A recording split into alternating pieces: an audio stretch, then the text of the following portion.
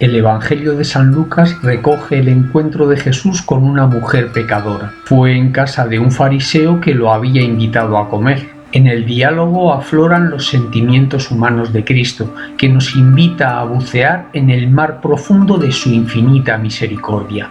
Un fariseo le rogó que comiera con él. Entró en casa del fariseo y se puso a la mesa.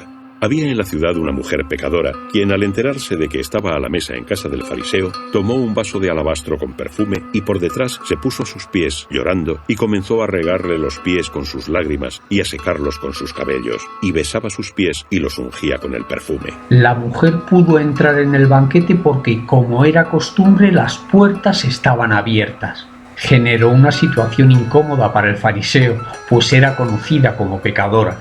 Sin embargo, Jesús le permite que riegue sus pies con lágrimas y los seque con sus cabellos. La mujer también los besa y los unge con el perfume que traía en un frasco de alabastro. Viendo esto, el fariseo que le había invitado se decía para sí: si este fuera profeta, sabría quién y qué clase de mujer es la que le toca, pues es una pecadora. El fariseo juzga con dureza a la mujer, pues sabía que era pecadora. Pero llama la atención que, habiéndolo invitado a su casa, desprecie interiormente a Jesús, pensando que un verdadero profeta sabría que era una pecadora y no se dejaría tocar por ella.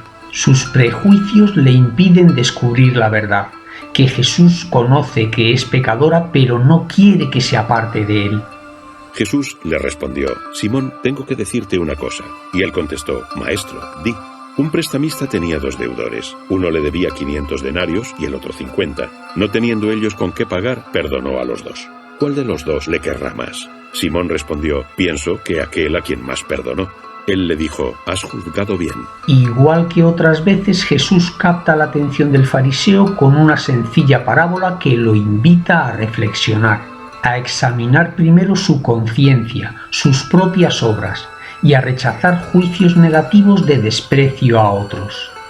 Y vuelto hacia la mujer, dijo a Simón: ¿ves a esta mujer? Entré en tu casa y no me diste agua para los pies. Ella, en cambio, ha bañado mis pies con sus lágrimas y los ha secado con sus cabellos. No me diste el ósculo, pero ella, desde que entré, no ha cesado de besar mis pies. No ungiste mi cabeza con aceite. Ella, en cambio, ha ungido mis pies con perfume.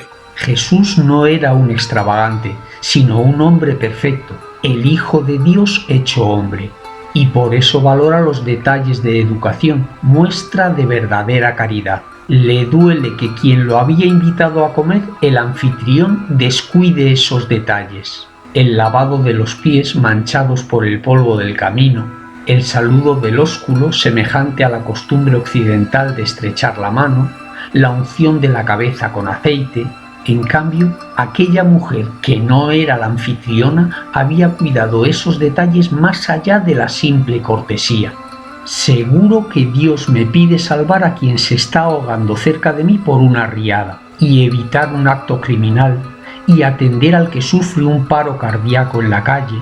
Pero puede que esa situación no se dé en 2 o 3 años, o quizá nunca.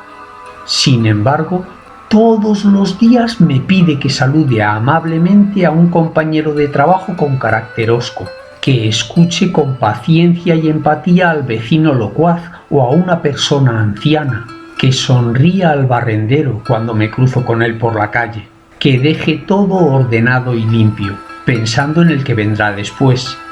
Y también me pide cada día que entre a saludarlo cuando paso junto a una iglesia abierta, o le diga algo con el corazón si no puedo entrar, que ante el sagrario haga despacio la genuflexión mientras repito una jaculatoria, que permanezca unos minutos dándole gracias después de comulgar, que le pida perdón enseguida cuando descubro que he pecado, aunque sea algo leve que no precisa una confesión inmediata. Esos son los pequeños detalles diarios de amor que Dios espera de mí, muy semejantes a los que yo espero de quienes conviven conmigo.